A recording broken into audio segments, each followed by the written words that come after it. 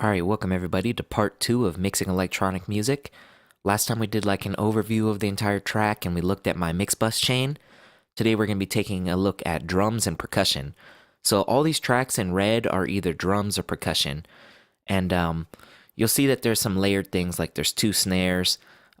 Usually they don't happen together, but it just kind of has like a little bit of a different tone. And then a couple different percussion things, clap, and then a snap. And what I'm going to do is I'm going to play this without my final limiter on, just so that way it's not coloring it at all. And what I'll do is I'll play it in solo, so that way I can kind of like bypass all the plugins in and out. And then I'll play it in the track, I'll bypass all the plugins in and out. Then I'll go ahead and turn the limiter back on. And we'll listen to it once again in the track and out of the track, and then we'll talk about all the plugins on the bus as well as the plugins on the individual channels. And I did some things like reverbs on the snaps and claps. So let's go ahead and get started because this might be somewhat of a long video.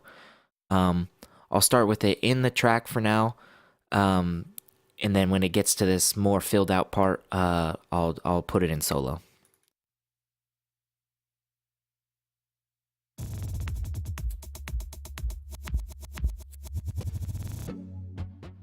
If you wanted me to cry, if you wanted me to feel alone and sad and scared, then I made your day.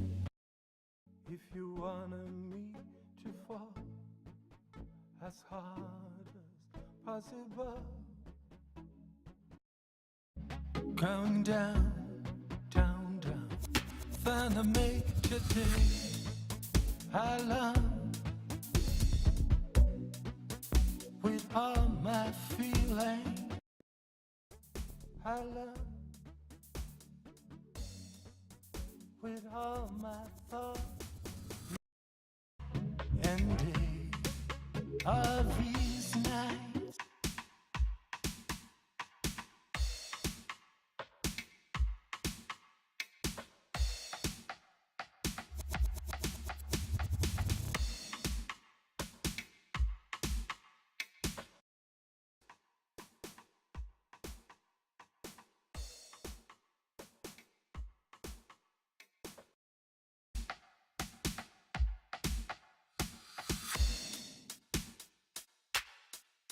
Alright, careful of your ears real quick.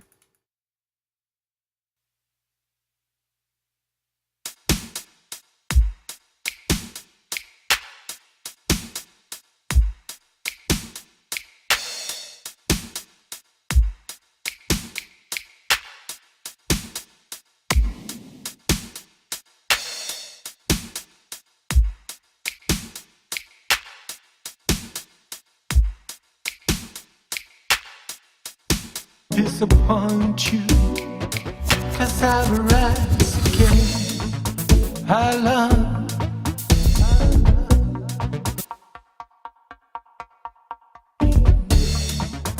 I love with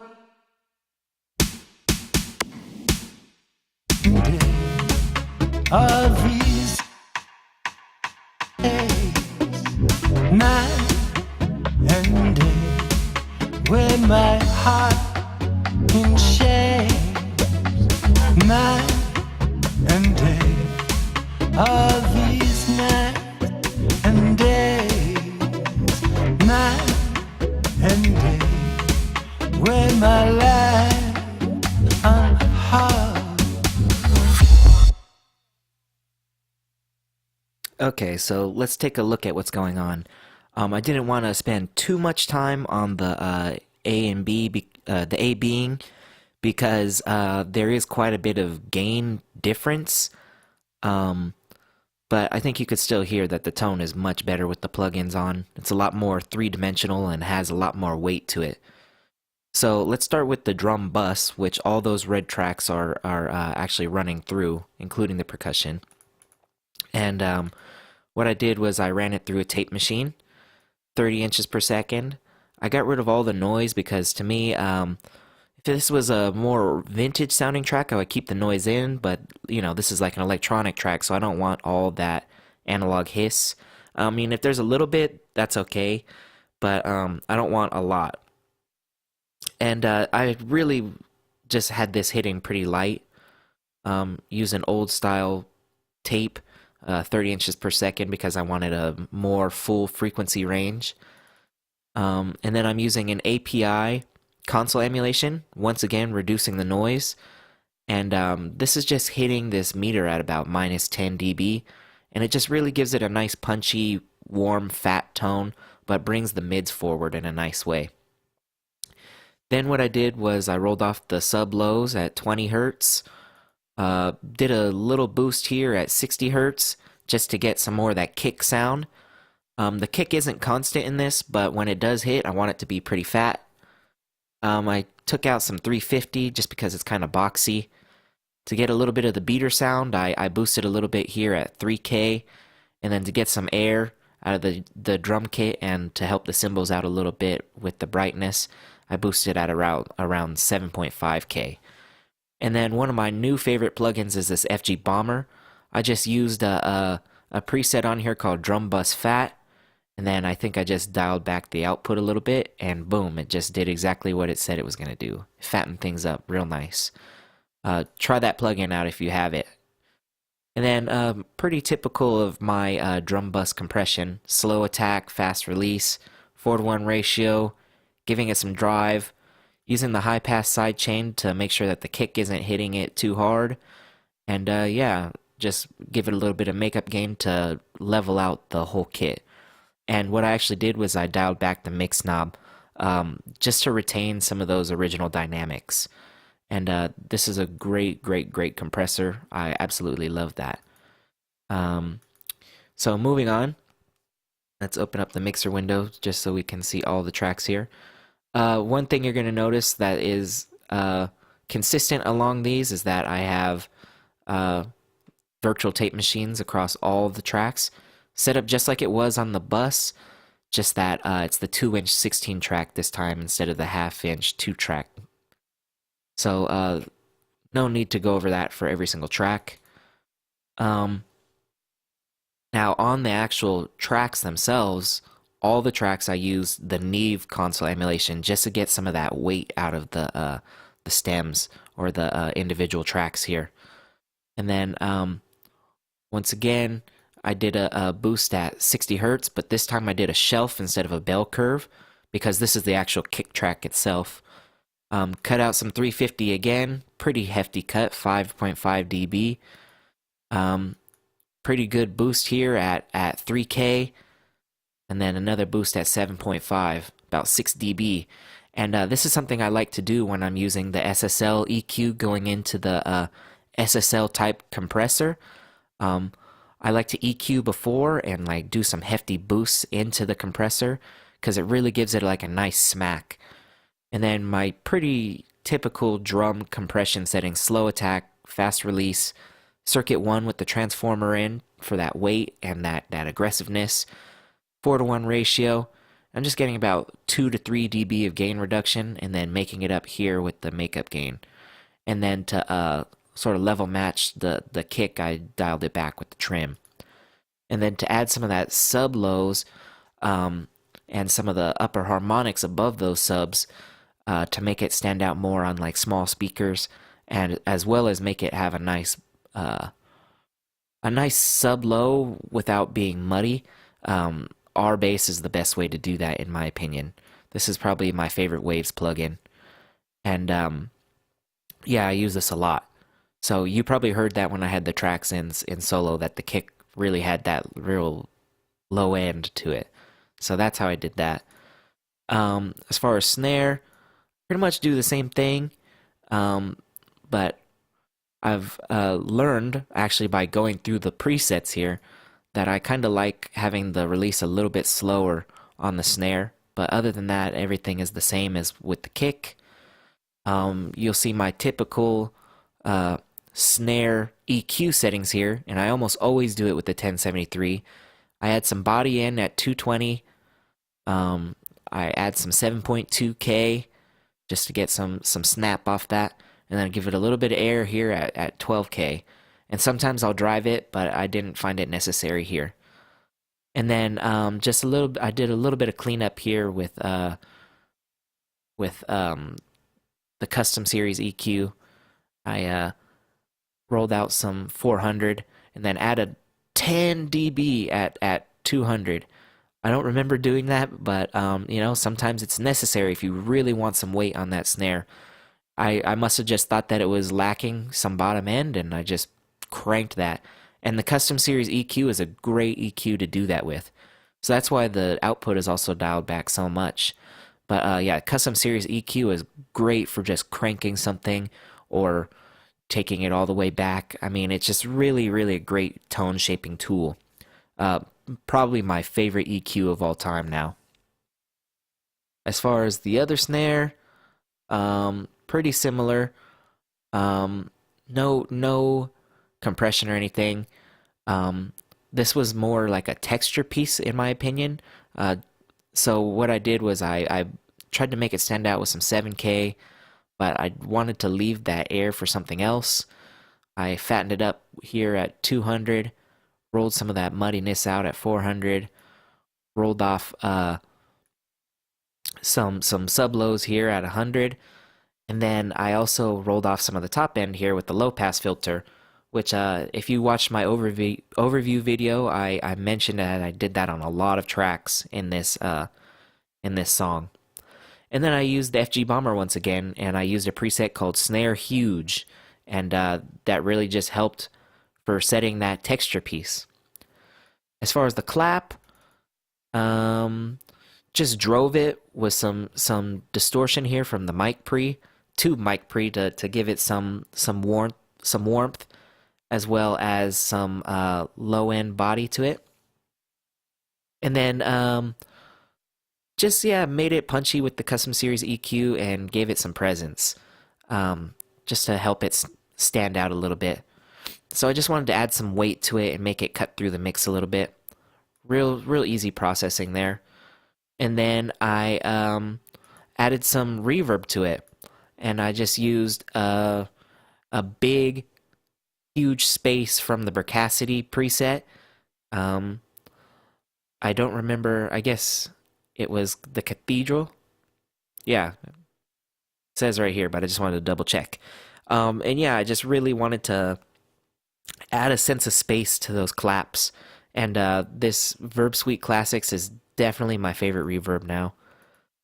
As far as the hi-hats, just some EQ here rolled off the low end. That's really all I decided to do there. The crash I really didn't like, so what I did was I used a preset here on the Eosis E2 de-esser, overhead soften, and kind of just got rid of some of the harshness. Then I went in and I hit the tape machine hard at 15 inches per second. Reason I use 15 inches per second is because it has a high-end roll-off. And then from there, I just rolled off some low-end and some top-end. Added some nice... The Custom Series EQ is great for boosting and cutting in similar areas. I cut out some 4K because I thought that was a little bit harsh. Cut out some 400, rolled off the low end, and then like I've been saying, I used some low pass filtering, and once again some tube saturation here from this tube preamp. So moving on, splash. I think I also used 15 inches per second. Yes, I did. I must have done that for the. I must have also done that for the hi-hat as well. Accidentally did that. So all that was on there was Neve console emulation. As far as this glitch sound, just use this Custom Series lift, which is great for just real quick tone shaping to add some bottom and top end. Big and silky here. And then I used a preset on the FG Bomber actually called Drum Bus Punchy Depth. And it just really added some depth to that glitch sound. Really, really great plugin. Can really transform the way that source reacts. As far as the percussion, just some minor EQ here. Rolled off the low end, took out some of the boxiness, added some 4K because you notice that I cut 4K a lot in my mixes because 4K can be really a harsh frequency, but it's also really great if your 4K isn't harsh, to push it to make something stand out. And since you cut it out, or since I cut it out of so many different tracks, when I boost this just a little bit in some source, like the percussion here, it really just makes it stand out because there's like a pocket right there in that EQ. And then just a shelf here at 10K, not even a whole dB. And then once again, just my typical like drum compression settings. And that's all I did there. As far as the other percussion, I wanted a little bit of a different color, so I added the FG73 just to give it some grit and kind of soften the transients there. But I also wanted to retain the punchiness, so I used Punchy from the Custom Series lift, then added a little bit of air there with the silky knob. And as far as the snap, I pretty much did the same thing as I did with the clap.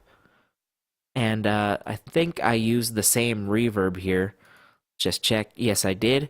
But as you can see, I actually sent more of this to that reverb because I wanted a little bit more space for that.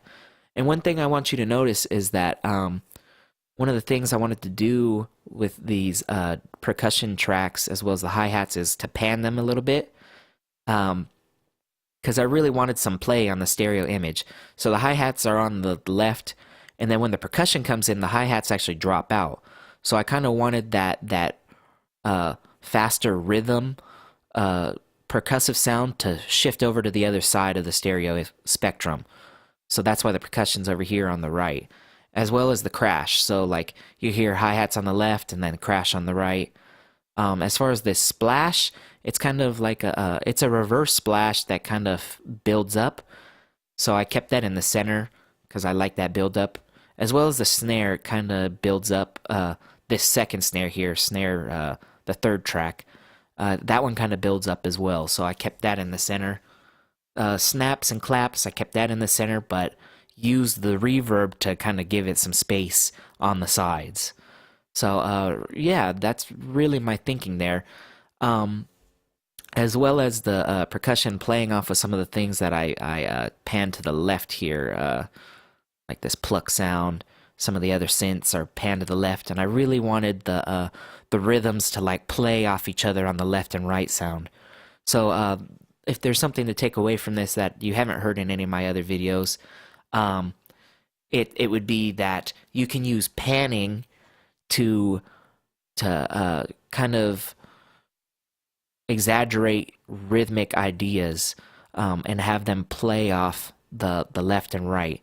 Kind of like how if you do a stereo delay and you have an eighth note on one side and then a quarter note on the other side, the rhythm kind of plays off each other. That's what I kind of tried to do here with the percussion and some of the synth sounds, as well as the percussion and the hats. So that's a real simple thing. And another thing that I've been doing differently in my latest mixes, that I used to do differently in my older ones, is that with the tape machines, I really try to not hit it hard. If it's a really digital sound, yes. If I don't like the transient, yes, I'll hit it hard. But if I want to retain that punchiness and I like the sound already and I just want to give it some of the analog vibe, I'll really dial down the input and just have this needle just at maximum hit minus 10 dB, because it still adds the vibe, but it doesn't mess with your transients. But like I said, if it's real harsh transient or real digital sounding, then yeah, I'll hit it around minus 1, minus 3, or sometimes even all the way up to 0.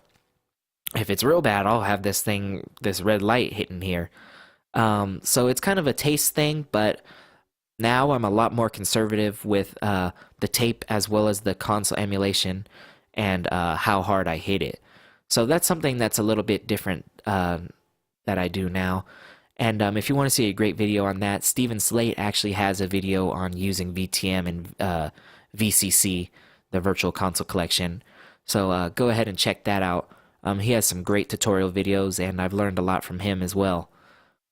So before I ramble on any longer here, because I'm sure this video is already long, I hope you enjoyed this video. I hope you learned something new.